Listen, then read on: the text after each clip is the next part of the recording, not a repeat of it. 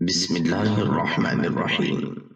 ماہ رمضان میں مومن کے لیے 5 تحفے۔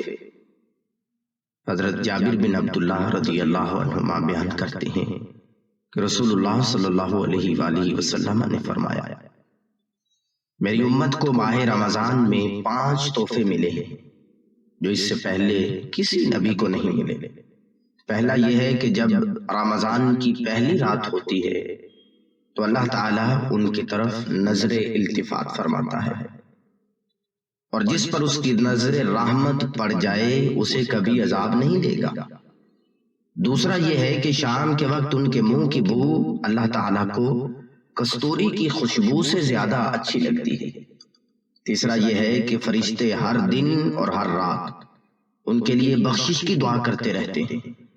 چوتھا یہ ہے کہ اللہ تعالیٰ اپنی جنت کو حکم دیتا ہے کہ میرے بندوں کے لیے تیاری کر لے اور مزین ہو جا، تاکہ وہ دنیا کی تھکاوٹ سے میرے گھر اور میرے دار رحمت میں پہنچ کر آرام حاصل کرے۔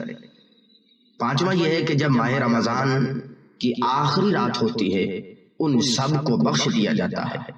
ایک صحابی نے عرض کیا، کیا یہ شب قدر ہے؟